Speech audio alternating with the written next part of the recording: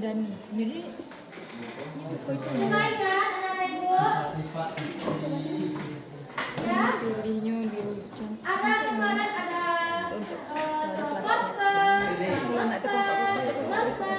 poster. Nah, ada yang tahu apa itu stratosfer? Ya, ada yang tahu apa itu stratosfer?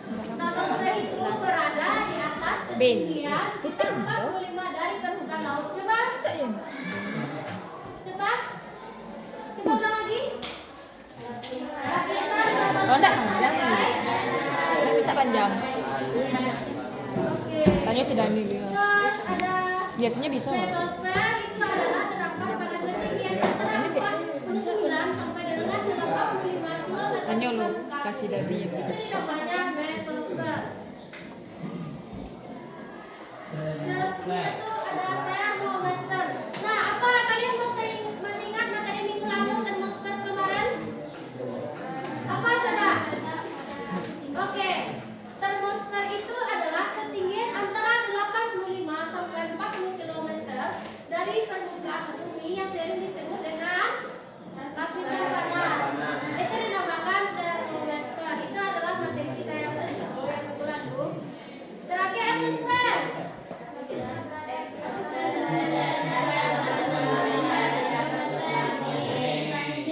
Nah, itu dinamakan asesmen. Baiklah, Nenek Ibu, kita masuk ke materi baru yaitu iklim dan cuaca. Ada yang tahu apa itu iklim dan cuaca? Iklim apa? Cuaca? Oke, selanjutnya itu kita belajar iklim dan cuaca. Nah, cuaca itu yaitu keadaan udaranya pada suatu tertentu yang singkat dan cepat dalam berlaku terbit. Dan iklim merupakan keadaan cuaca rata daerah yang luas dan waktu yang dalamnya lama yang berkisar 30 km tahun. 30 tahun itu dinamakan cuaca dan iklim. Ibu ada 2 video. Nanti silakan diperhatikan videonya ya. Ya, Bu. Baik, anak-anak Ibu, ini adalah contoh video cuaca dan iklim. Kalian tahu nggak sih perbedaan cuaca dan iklim? Atau sebenarnya kedua kata ini memiliki makna yang sama? Biar lebih paham, kita simak videonya yuk. Cuaca adalah keadaan udara yang terjadi di suatu tempat yang relatif sempit dengan waktu yang relatif singkat. Sedangkan iklim adalah kondisi umum cuaca di suatu daerah dalam jangka waktu yang panjang dan cakupan wilayahnya luas. Jadi, perbedaan cuaca dan iklim terletak pada rentang waktu dan cakupan wilayahnya. Di balik perbedaannya, cuaca dan iklim memiliki unsur yang sama loh. Apa aja sih kesamaannya? Yaitu suhu atau yang sering disebut temperatur. Suhu udara itu adalah keadaan panas atau dinginnya udara yang disebabkan oleh pemanasan matahari. Semua panas yang berasal dari penyinaran matahari itu diterima oleh permukaan bumi. Ada yang dipantulkan kembali, ada yang diserap oleh udara dan awan. Banyak sedikitnya sinar yang diterima oleh bumi tergantung oleh beberapa faktor. Di antaranya lamanya penyinaran, sudut datang sinar matahari, tinggi rendahnya tempat, banyak sedikitnya awan, dan perbedaan letak lintang. Nah, menurut data dari BMKG, dilansir dari informasi suhu rata-rata global yang dirilis oleh World Meteorological Organization atau WMO, suhu udara rata-rata negara Indonesia pada tahun 2020 adalah sebesar 27,3 derajat Celcius dan menempati urutan kedua tahun terpanas setelah tahun 2016. Wow, tahun kemarin memang terasa ya panasnya. Nah, kalau kalian perhatikan dalam peta ada garis yang menghubungkan daerah yang satu dengan daerah lainnya yang memiliki suhu udara yang sama. Garis ini namanya garis isoteron. Nah, kalau kalian pernah mengukur suhu udara, alat ukurnya adalah termometer. Unsur yang kedua yaitu tekanan udara. Tekanan udara adalah beratnya massa udara di atas suatu satuan wilayah. Makin tinggi suatu tempat dari muka laut, makin rendah tekanan udaranya. Hal ini disebabkan oleh makin berkurangnya udara yang menekan.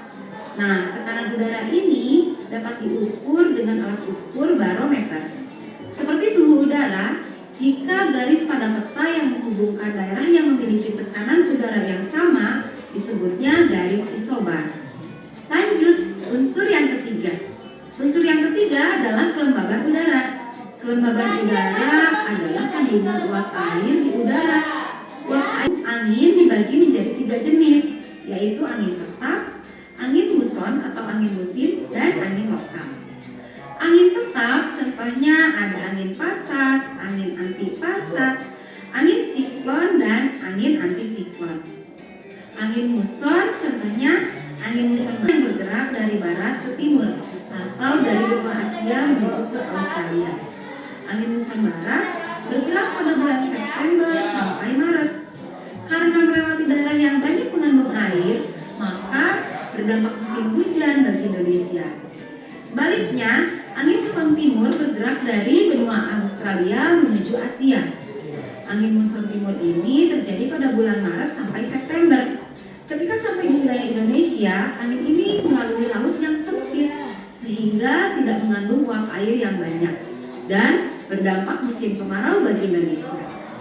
Nah, saat ini kita ada di musim penghujan. Menurut kalian angin apa yang berhembus saat ini di Indonesia? Jawab angin gunung dan angin kon. Angin kon ini memiliki sifat yang panas, kering, dan merusak. Oh iya, penamaan angin ini biasanya berdasarkan arah dari mana angin itu berasal atau bertiup. Nah, untuk angin kon sendiri di Indonesia penyebutannya berbeda-beda di beberapa daerah. Seperti Sumatera Utara menyebutnya dengan angin bahorok, Jawa Tengah menyebutnya angin kumbang, Jawa Timur menyebutnya angin gending, Sulawesi menyebutnya angin bubu, dan Papua menyebutnya angin wambrau. Wah, unik sekali ya penamaannya. Video kali ini sampai unsur yang keempat dulu ya. Sebetulnya masih ada 2 unsur lagi. Nah, nanti kalian cek di video selanjutnya, oke? Jangan lupa untuk mengulang lagi materinya dengan cara subscribe. Selamat bertemu lagi di video pembelajaran selanjutnya. Masih bersama TV kita Indonesia. Nah, itu tadi dia menjelaskan video itu adalah unsur-unsur iklim dan cuaca. Yang video keduanya ada iklim dan cuacanya. Oke, Anak Ibu.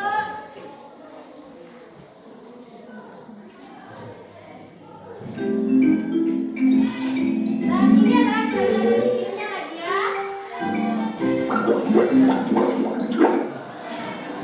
Halo semuanya, kali ini kita akan belajar mengenai iklim dan cuaca bersama dengan Simela. Yuk belajar bersama. Nah, tahukah kamu apa itu cuaca dan iklim? Cuaca adalah kondisi atmosfer kita dalam waktu yang singkat dan wilayah yang sempit. Nah, seperti yang adik-adik tahu, contoh dari cuaca adalah cuaca cerah, cerah berawan, hujan, dan lain-lain. Lalu, bagaimana dengan iklim? Apa itu iklim? Dan apa pula perbedaannya dengan cuaca? Oke, iklim adalah kondisi rata-rata dari cuaca dalam waktu yang relatif lama dan wilayah yang luas. Tahukah kamu bahwa iklim di Indonesia terbagi menjadi 3 kelompok? Menurut Vladimir Koppen, seorang ahli klimatologi yang berasal dari Rusia, menyatakan bahwa iklim dunia dikelompokkan berdasarkan rata-rata suhu udara dan curah hujan selama 1 bulan. Menurut Bapak Vladimir Koppen ini, iklim di dunia terbagi menjadi 4, yaitu iklim tropis, iklim subtropis, iklim sedang, dan iklim kutub. Untuk penjelasan lebih lanjut, yuk kita simak bersama. Iklim tropis memiliki curah hujan yang tinggi dan suhu lama pada setiap tahun. Hal ini menjadikan tanah di iklim tropis lebih subur. Adapun pergantian suhu udara di iklim tropis ini normal dan tidak se-ekstrim iklim-iklim lainnya. Sementara itu, iklim subtropis memiliki musim panas yang hangat dan musim dingin yang tidak terlalu dingin. Adapun curah hujan di iklim subtropis merata di antara 750 hingga 1000 mm per tahun. Wilayah yang memiliki iklim sedang biasanya sering ditandai dengan terjadinya badai secara tiba-tiba. Adapun pada iklim sedang ini tekanan udaranya sering berubah-ubah. Contoh dari negara yang beriklim sedang adalah negara Mongolia.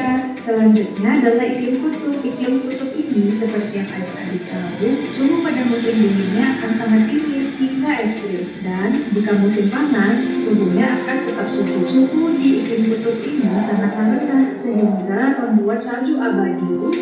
Oke, kembali lagi ke topik. Iklim Indonesia terbagi menjadi 3, yaitu sebagai berikut.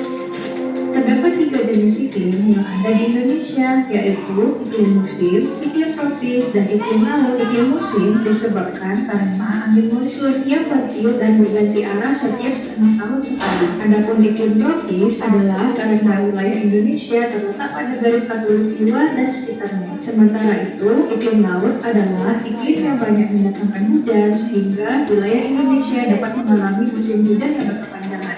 Demikian video kali ini, semoga bermanfaat. Terima kasih. Jangan lupa like, comment. Nah, itu tadi video dari iklim dan cuaca. Yang tadi itu unsur-unsur iklim dan cuaca. Dan ini adalah iklim dan cuaca. Oke, Nana Ibu. Apa tadi yang kalian dapatkan yang dia jelaskan iklim dan cuaca? Iklim adalah nilai rata-rata dalam periode waktu yang panjang umumnya lebih dari 30 tahun.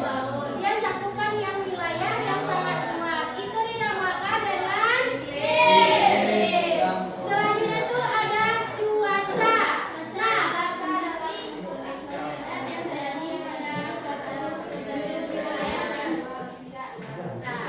Cuaca adalah kondisi atmosfer yang terjadi pada waktu tertentu yang wilayah yang tidak luas itu dinamakan dengan cuaca. Udah paham anak-anak Ibu? Ulang lagi apa tadi iklim? Yang keras?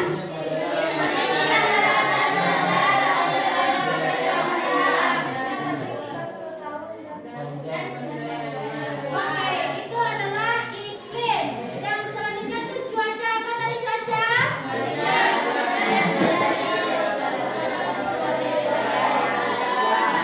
Kita dinamakan iklim dan cuaca. Sudah mengerti anak-anak Ibu?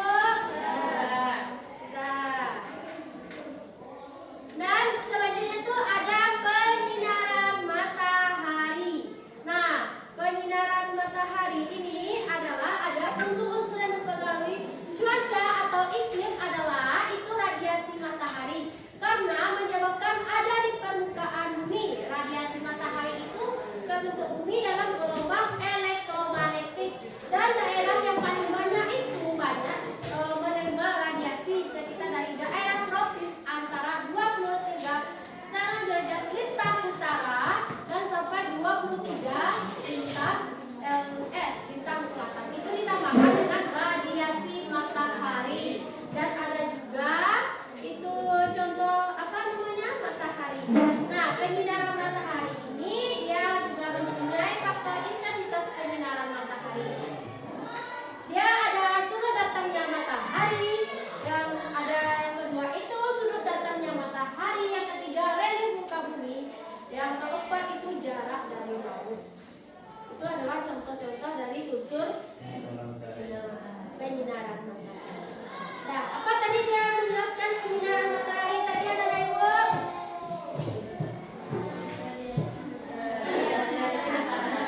Ya, jelaskan. Jelaskan caranya.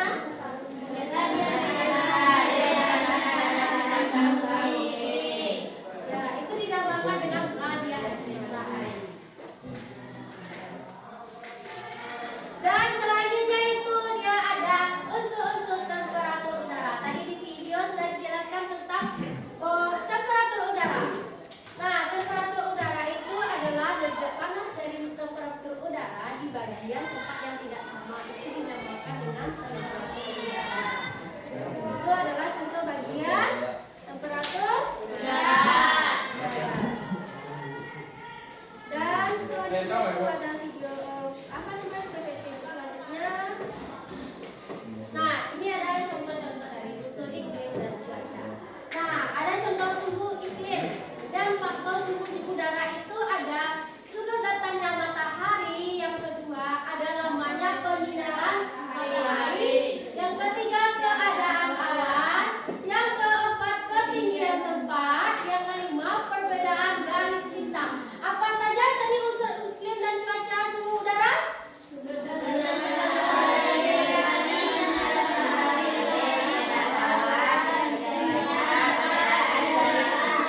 Dan itu adalah unsur dari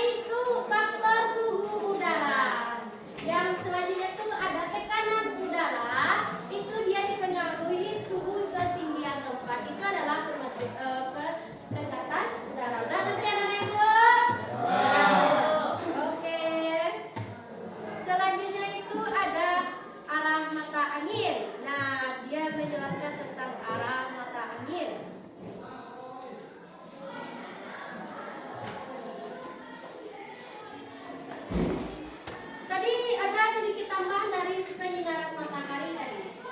Penyinaran matahari ini adalah semakin tegas suhu sinar matahari maka energi panas itu semakin besar. Yang kedua ada cerah tidak cuaca.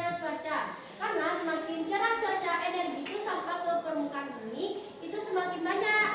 Nah, ada ketiga itu adalah lama penyinaran matahari dan daerah yang lebih lama menerima radiasi matahari daerah tersebut semakin panas. Itu adalah contoh dari faktor-faktor dari penyinaran matahari. Selanjutnya itu ada letak garis lintang. Nah, dia semakin dekat dengan ekuator, suhu udaranya semakin panas. Dan yang terakhir, adanya ketinggian tempat maka semakin dekat dengan pantai maka suhu udaranya semakin panas dan semakin mendekati daerah pegunungan dan semakin dingin. Itulah faktor-faktor dari penyinaran matahari. Ibu. Dan selanjutnya itu ada ini materi selanjutnya itu ada awan. Lihat, tadi di video kan sudah dijelaskan awan, ada awan tinggi, kemudian awan cirrus, awan silang bagus, awan skin pemulung, dan selanjutnya itu ada awan melengah, awan lurus, awan karena udara naik, awan gugup. Jadi awan tolong ini. Ada yang tahu mengerti tafsir faktor penyinaran matahari dan itu? Oke. Tadi dia sudah dijelaskan tadi ya. Selanjutnya kita masuk kelembapan untuk bentuk iklim dan cuaca. Itu dia menjelaskan jumlah uap air di dalam udara dipengaruhi oleh suhu. Maka semakin tinggi suhu udara maka kandungan uap air itu semakin banyak. Itu dinamakan dengan kelembapan udara. Itu ada curah hujan, hujan sekitar, hujan yang terjadi pada matahari pada titik puncaknya. Selanjutnya itu ada hujan orografis. Nah, hujan itu terjadi sekitar di pegunungan. Dan ada juga hujan frontal yang tadi dijelaskan video tadi kan. Nah, itu hujan frontal itu terjadi karena massa udara panas dan massa udara yang dingin. Itu dinamakan dengan hujan frontal. Selanjutnya itu masuk dengan karakteristik tipe iklim pola iklim global. Ini dinamakan dengan iklim matahari. Ini dinamakan 90 derajat lintang utara. Itu dinamakan dengan iklim kutub. 66,1 derajat lintang utara itu dinamakan dengan iklim sedang. Dan 23,1/2 derajat lintang utara itu dinamakan dengan iklim subtropis. Nah, ini dinamakan dengan wilayah iklim subtropis. Ini iklim subtropis namanya. Dan 23,5 LS itu iklim subtropis. Inilah wilayah itu disebut dengan wilayah iklim subtropis. Nah, selanjutnya itu ada 40 derajat lintang selatan itu dinamakan dengan iklim sedang. 66,1/2 derajat LS lintang selatan itu dinamakan dengan iklim kutub. Dia sedang ya. Kalau 66,1/2 derajat LS itu dinamakan dengan iklim sedang. Sedang ya. Terus yang bagian bawah ini 90 derajat LS itu lintang selatan itu dinamakan dengan iklim kutub. Sudah paham mengenai itu? Dan selanjutnya itu ada iklim krisis. Nah, ada yang tahu itu apa iklim krisis? Kamu temanya sudah keluar nanti ya, tolong kerjasamanya. Oke. Selanjutnya itu ada klasifikasi tipe iklim pola global. Dan ini adanya laut yang terletak di wilayah dikelilingi lautan, pegunungan tinggi, kelembapan tinggi. Selanjutnya ada iklim darat. Dan iklim yang dipengaruhi angin laut dan batas udaranya rendah. Dan ketiga itu ada iklim gunung. Nah, iklim itu terdapat dataran tinggi, hujan banyak di sekitarnya. Yang selanjutnya itu keempat ada iklim musim. Itu iklim terdapat di wilayah dilalui oleh angin musim. Itu dinamakan iklim musim. Selanjutnya itu ada iklim poven. Ya, ada iklim A. Tadi dia jelaskan dengan iklim tropis. Ya, iklim hutan hujan tropis. Kalau AM itu dinamakan dengan iklim hujan tropis. Yang AW itu dinamakan iklim sabana tropis. Yang AM itu dinamakan iklim pertengahan antara hujan tropis dan sabana. Yang iklim B itu dinamakan dengan iklim luring. BS itu artinya iklim bebas. BW itu namanya iklim gurun. Selanjutnya itu ada iklim C, iklim sedang hangat. Itu yang CW itu iklim lembab, musim dingin dan kering. Selanjutnya itu ada CS, iklim lembab musim panas kering. Ada CF, iklim lembab dan sepanjang tahun. Selanjutnya itu ada iklim salju. Iklim D itu iklim salju. Ya, kalau DF itu iklim hutan, salju dingin dan lembab. Selanjutnya itu ada DW, iklim hutan, salju dingin, musim dingin dan kering. Yang terakhir itu ada iklim E, iklim salju abadi. Dan ET itu iklim tundra, EF iklim kutub, EF iklim salju di pegunungan. Ini adalah peta persebaran. Ini contohnya petanya ya. Maka sesuai dengan garis. Dan ini dinamakan dengan dan ini adalah sangat kasar. Dan ini adalah rumus rata-rata mencari nilai di klasifikasi nilai. Dan ini adalah iklim dan tidak ada nama budaya. Nah, ini ada petai, dinas, hutan, ada tembakau, kopi, coklat, ada kari, ada kelapa.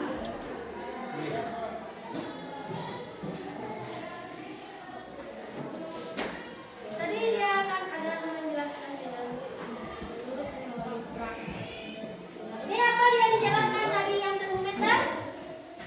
Teori Bragg adalah sekitar suhu kita menjadi 100 meter, maka itu dinamakan dengan suhu turun 0,61 derajat Celcius. Rumus teori Bragg. Ini adalah rumus mencari teori Bragg termometer minimum. TX sama dengan 26,3 dikurang 0,61 dikali H per 100. Itu mencari rumusnya. Sama dengan TX itu suhu udara pada ketinggian 4 derajat Celcius, 26 derajat Celcius itu suhu udara di permukaan laut. H itu tempat tingginya. Nah, alat mengukur temperatur itu adalah termometer karena bisa digunakan suhu udara. Termometer itu adalah maksimum minimum. Termometer itu mencatat, sedangkan hasilnya itu disebut dengan termogram. Itu dinamakan teori Bragg. Selain itu ada tekanan udara. Nah, tekanan udara itu apa dia jelaskan tadi? Udara dijadikan oleh setiap satuan luas di bidang datar di permukaan bumi sampai atmosfer. Ini dinamakan dengan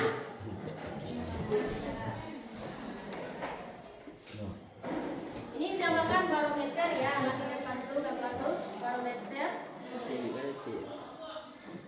Selanjutnya itu ada satuan. Satuan yang digunakan untuk mengukur tekanan udara milibar, MB 1/3.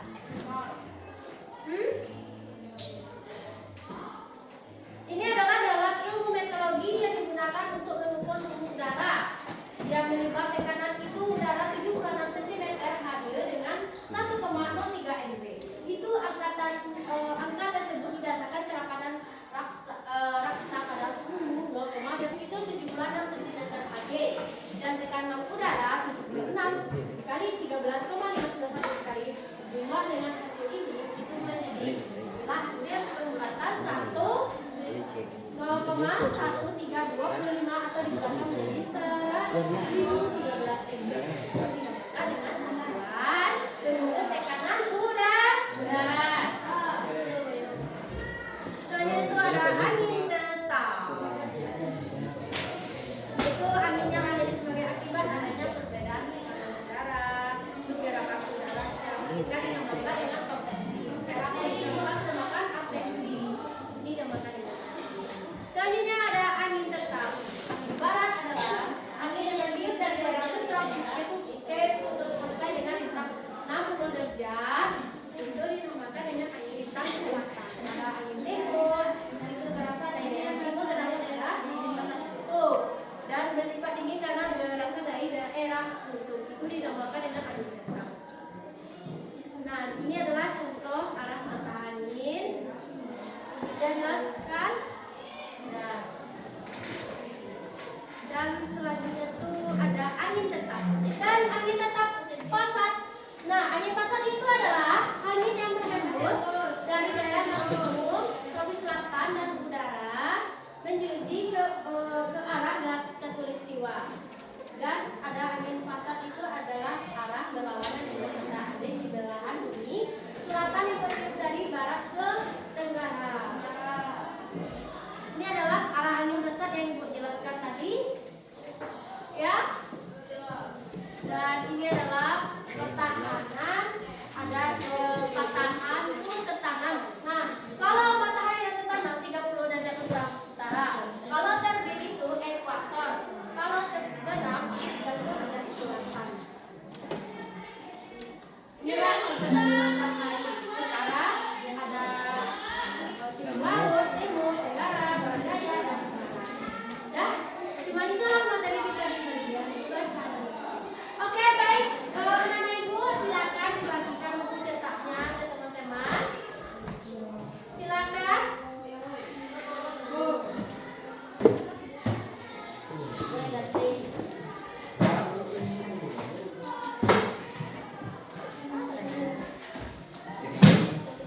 Coba dulu, Pak. Sudah dibagi bukunya? Keluarkan buku latihannya, buka halaman 255 sampai halaman 256. Halaman 255. Silakan kerjakan. Ya, silakan kerjakan ya anak Ibu, nanti dikumpulin. Silakan dibuka bukunya halaman 256. Sampai boleh, Bu. Ya. Silakan keluarkan pelatihannya, Nana Ibu. Silakan dibuka bukunya halaman 2. Sudah, Bu. Dikerjakan ya.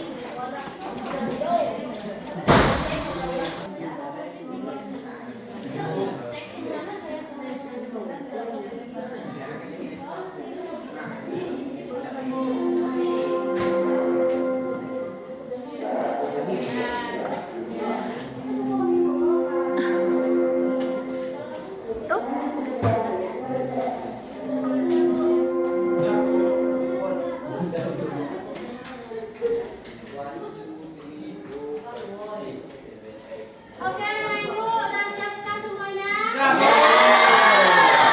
Oke, silakan Ibu berdiri di depan ya.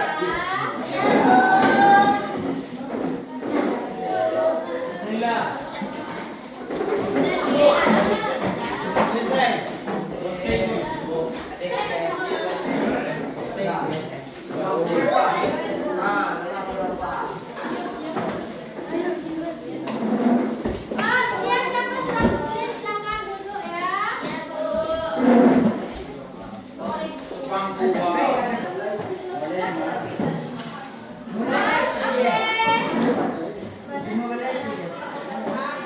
Oke, kita sudahi materi kita yang tadi itu saja. Assalamualaikum warahmatullahi wabarakatuh.